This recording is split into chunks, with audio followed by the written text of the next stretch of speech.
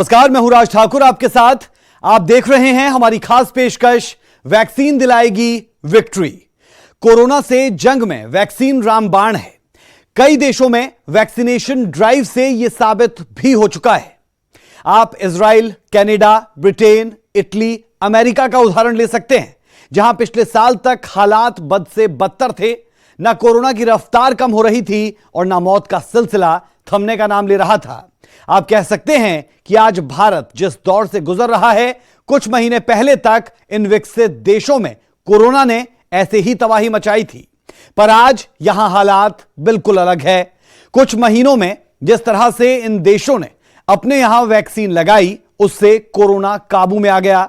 Israel ने अपने आप को कोरोना मुक्त घोषित कर दिया। ब्रिटेन, कनाडा में यही स्थिति है। कनाडा तो बच्चों को वैक्सीन लगाने वाला पहला देश भी बन गया है। भारत जैसे विकासशील देशों को इससे सीख लेने की जरूरत है। साथ ही लोगों को भी समझना होगा कि कोरोना का एकमात्र इलाज वैक्सीन है। इसीलिए जितना जल्दी संभव हो वैक्सीन लगवाएं। इस बीच भारत के लिए राहत की बात यह कि बच्चों के लिए वैक्सीन ट्रायल को मंजूरी मिल गई है।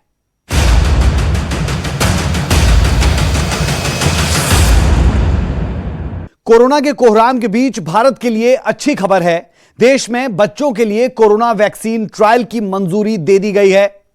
सब कुछ ठीक रहा तो जल्द ही भारत में 2 से 18 साल उम्र के बच्चों को कोरोना की स्वदेशी वैक्सीन लगनी शुरू हो जाएगी।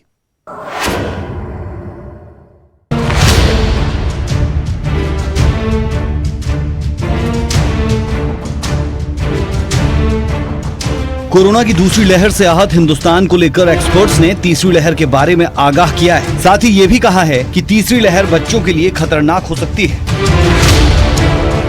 इसके बीच देश के लिए राहत की खबर ये कि देश में बच्चों के लिए कोरोना वैक्सीन ट्रायल को मंजूरी मिल गई है। 2 से 18 साल के बच्चों के लिए भारत बायोटेक की वैक्सीन के दूसरे तीसरे फेज का ट्रायल होगा। एक्सपर्ट पैनल ने ट्रायल की मंजूरी दे दी है। सब कुछ ठीक रहा तो जल्द ही कनाडा और अमेरिका के बाद भारत में भी 2 से 18 साल के एज ग्रुप के लिए भी कोरोना की स्वदेशी वैक्सीन तैयार हो जाएगी।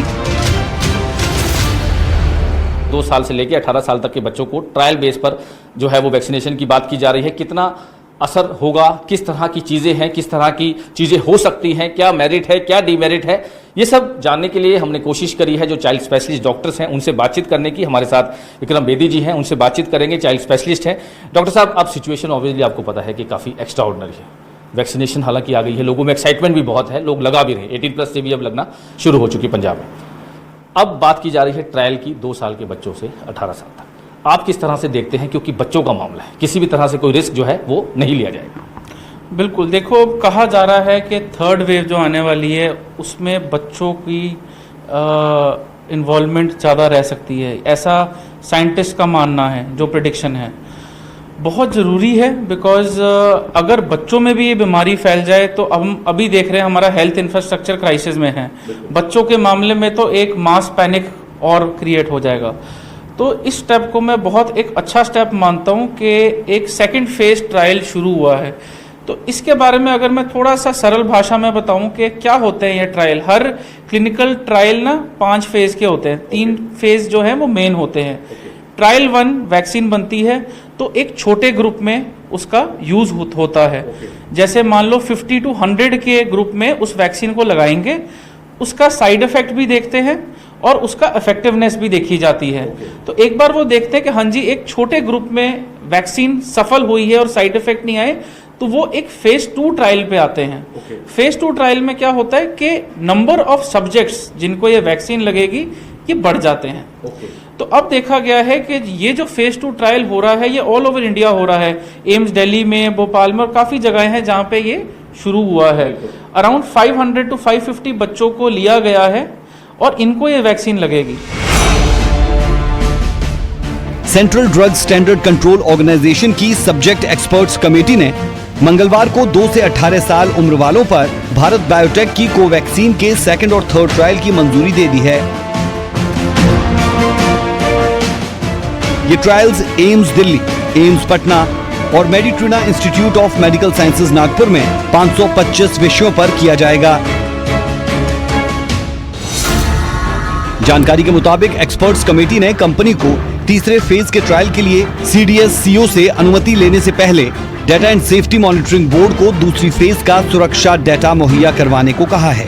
सबसे पहले 24 फरवरी को हुई बैठक में प्रस्ताव पर विचार विमर्श किया गया था और भारत बायोटेक को रिवाइज्ड क्लिनिकल ट्रायल प्रोटोकॉल पेश करने का निर्देश दिया गया। बता दें कि भारतीय चिकित्सा अनुसंधान परिषद के सहयोग से भारत बायोटेक द्वारा स्वदेशी रूप से विकसित कोवैक्सीन टीके का उपयोग देश में वैक्सीनेशन प्रोग्राम के लिए 18+ के लिए किया जा रहा है। ये वैक्सीन कोरोना वायरस पर असरदार है। अब उम्मीद है कि 2 साल से 18 साल तक के बच्चों के ऊपर ट्रायल के अच्छे परिणाम आएंगे और तीसरी लहर का सामना करने से पहले ये वैक्सीन हमें मिल जाएगी। उम्मीद है कि स्वदेशी वैक्सीन प्रोग्राम के तहत भारत जल्द से जल्द हर्ड इम्यूनिटी की तरफ बढ़ेगा।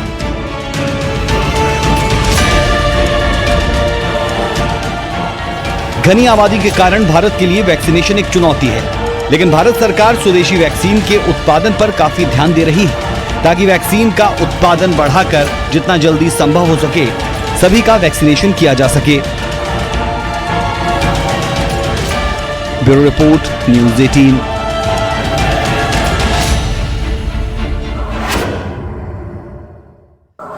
दुनिया के कई विकसित देश बच्चों को भी वैक्सीन लगा रहे हैं। ऐसा करने वाला कनाडा पहला देश बन गया है। अमेरिका में भी 12 से 15 साल के बच्चों को वैक्सीन लगाए जा रहे हैं, लेकिन भारत के लिए अभी ये दूर की कौड़ी है।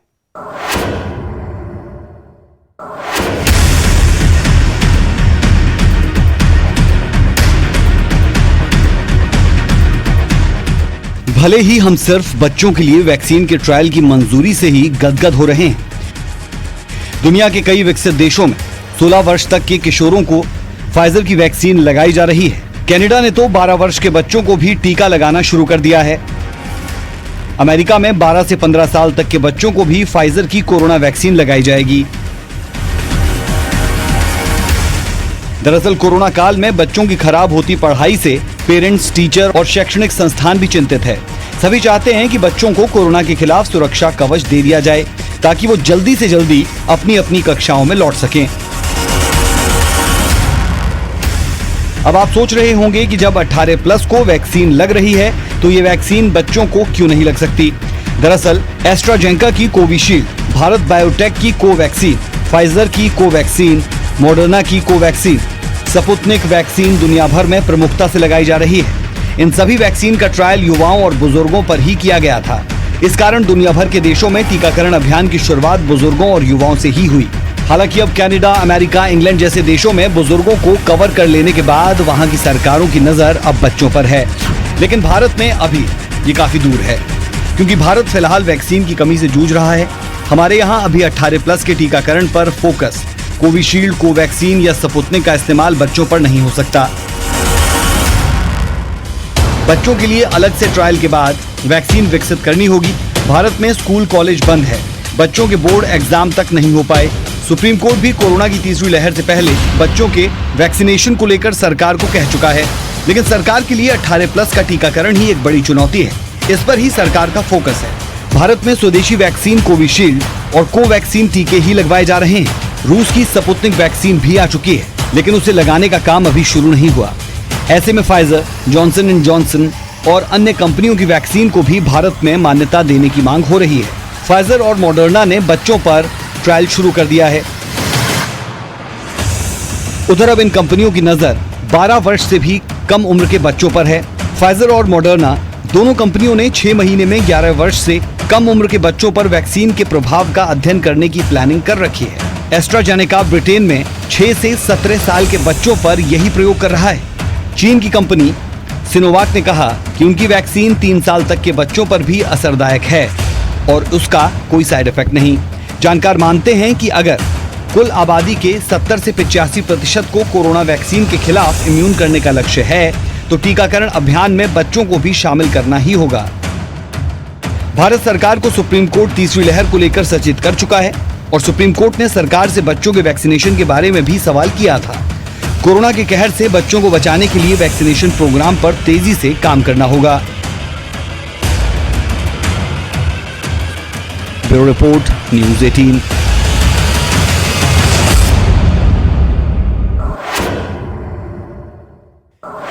जी हां, भारत इन दिनों कोरोना की दूसरी लहर से जूझ रहा है।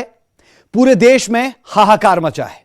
जो हालात आज भारत के हैं, कुछ महीने पहले तक कुछ ऐसे ही हालात दुनिया के कई विकसित देशों के थे। आज इजराइल जैसे देश पूरी तरह से कोरोना मुक्त हो गए हैं।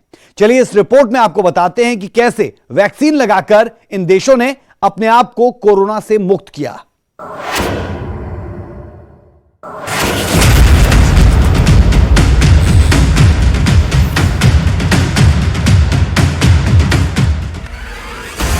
कोरोना महामारी ने भारत के हेल्थ सिस्टम को तहस नहस कर दिया है। कोरोना की दूसरी लहर बेहद खतरनाक साबित हो रही है।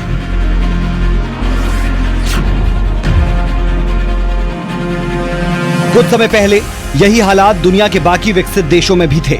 Britain, Spain, America, Israel, Italy जैसे देशों में भी कोरोना की रफ्तार कुछ इतनी ही तेज थी जितनी आज भारत में है।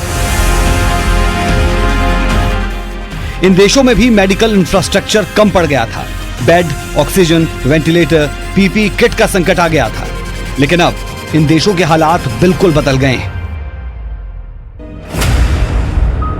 इसका एकमात्र कारण है वैक्सीनेशन। दुनिया भर के एक्सपर्ट्स का भी यही मानना है कि ज्यादा से ज्यादा वैक्सीनेशन ही कोरोना को रोक सकता है। वैक्सीनेशन का पॉजिटिव रिजल्ट हमें दुनिया के 6 देशों में देखने को मिला। वैक्सीनेशन के पॉजिटिव रिजल्ट का सबसे बड़ा उदाहरण यूके यानी ब्रिटेन है। यहां पिछले 8 दिसंबर से वैक्सीनेशन ड्राइव शुरू हुई। तब पूरे देश में हर दिन 60 से 70 हजार नए कोरोना संक्रमित मिलते थे। अस्पतालों में बेड कम पड़ गए थे। हर दिन 1000 से 1200 मौतें हो रही थी। लेकिन जैसे जैसे वैक्सीनेशन तेज हुई, हालात बदलने लगे। फरवरी के बाद से लगातार यहां संक्रमितों की संख्या घट रही है। अब यहां हर दिन केवल 1 से 2000 लोग ही संक्रमित हो रहे हैं, जबकि 15 से 20 मौतें हो रही है। पूरे देश में लगभग सभी प्रतिबंध हटा दिए गए हैं। स्कूल, कॉलेज पहले की तरह खुल गए हैं। इजराइल में अब मास्क पहनने की अनिवार्यता खत्म कर दी गई है। मतलब लोग बिना मास्क के घूमने लगे। स्कूल, कॉलेज, कारोबार फिर से खुल चुका है। बाजार खुल रहे हैं। टूरिस्ट आने लगे हैं। मतलब इजराइल ने कोरोना को लगभग मात दे दी है। ये सब संभव हो पाया क्योंकि यहाँ अब तक 61% आबादी को वैक्सीन लगाई जा चुकी है। आने वाले 2 से 3 महीने के अंदर इसे 90% के पार करने का लक्ष्य है। यहाँ पहले 10 से 11 हजार लोग संक्रमित मिलते थे। अब बमुश्किल 100 लोग संक्रमित पाए जा रहे हैं, जबकि हर दिन 1 या 2 मौत हो रही है। भारत में अभी जो हालात है कुछ वैसे ही सितंबर से पहले जनवरी तक अमेरिका में थे। हर दिन 1 लाख से लेकर 3,07,000 लोग कोरोना की चपेट में आ रहे थे। इस दौरान अमेरिकी राष्ट्रपति का चुनाव भी हुआ। जैसे भारत में नेताओं की रैलियों में भीड़ उमड़ी थी, वैसी ही बेकाबू भीड़ वहां भी रहती थी। ज्यादातर लोग मास्क नहीं पहनते थे। हर दिन 2 से 6 हजार के बीच लोगों की मौत हो रही थी। लेकिन पूरे देश ने हार नहीं मानी। वैक्सीनेशन तेजी से हुआ। अब हालात ये हैं कि यहाँ की 39.56% आबादी को वैक्सीन लगाई जा चुकी है। इसके चलते संक्रमण की रफ्तार में 80% की गिरावट दर्ज की गई है। पहले जहां हर दिन 1 से 3 लाख मरीज मिलते थे, अब 50 से 60 हजार मरीज मिल रहे हैं।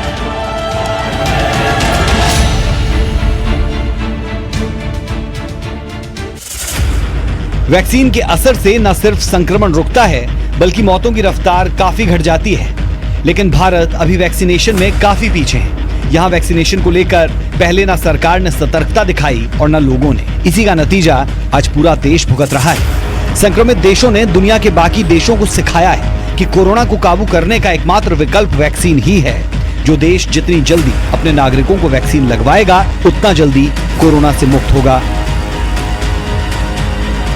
Bureau report, news 18।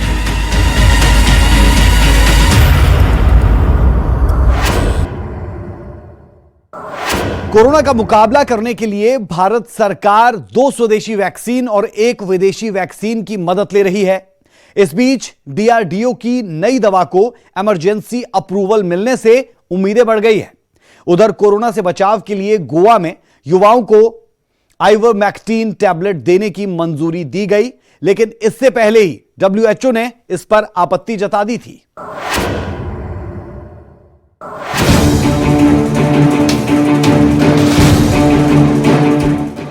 कोरोना के खिलाफ मुकाबले में भारत की ताकत बढ़ने जा रही है। Defence research and development organisation की ओर से डेवलप की गई दवा 1 महीने के अंदर मरीजों के लिए उपलब्ध हो सकती है। इस दवा का नाम 2DG है। इसे 2DG की lab institute of nuclear medicine and allied sciences ने बनाया है। इस दवा को INMAS ने देश की बड़ी फार्मास्यूटिकल कंपनियों में कंपनीज में से एक डॉक्टर रेड्डीज लेबोरेटरीज के साथ मिलकर बनाया। ये पाउडर के रूप में होगी जिसे पानी में घोल कर दिया जाएगा। इनमैस के साइंटिस्ट सुधीर चांदन ने बताया कि इस दवा से कोरोना के अधिकतर लक्षणों को कम करने में मदद मिलेगी और शरीर के अंदर वायरस का बढ़ना रुक जाएगा। उन्होंने कहा कि दवा को अगले महीने तक उपलब्ध करवाने की कोशिश हो रही है।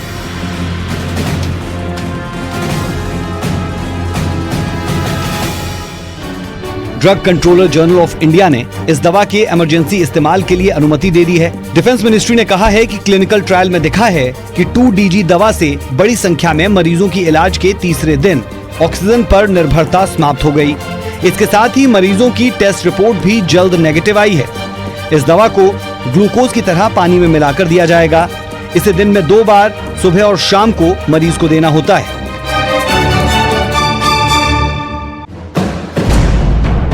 उधर कोरोना से बचाव के लिए गोवा में युवाओं को आइवोमैक्टिन टैबलेट देने की मंजूरी दी गई।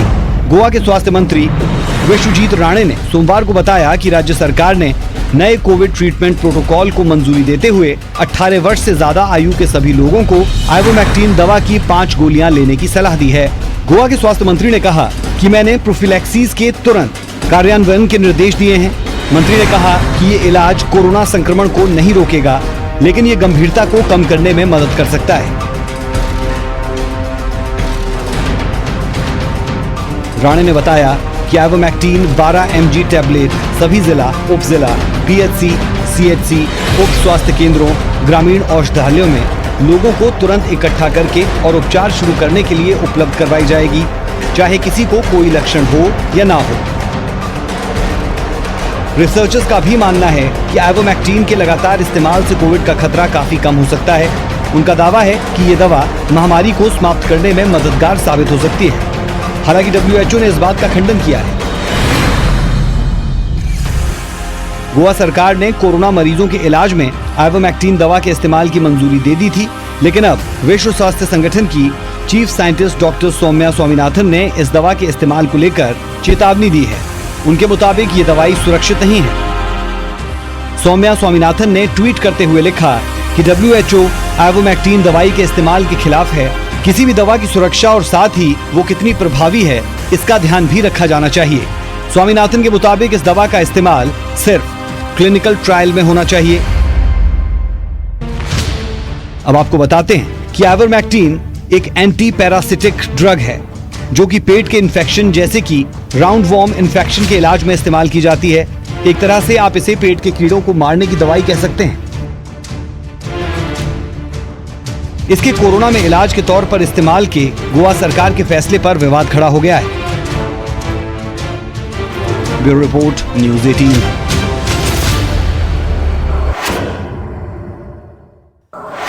इसीलिए हम कह रहे हैं कि वैक्सीन दिलाएगी विक्ट्री। हमारी इस खास पेशकश में अभी के लिए हमारा और आपका साथ इतना ही। मुझे मेरी पूरी टीम को दें इजाजत। नमस्कार।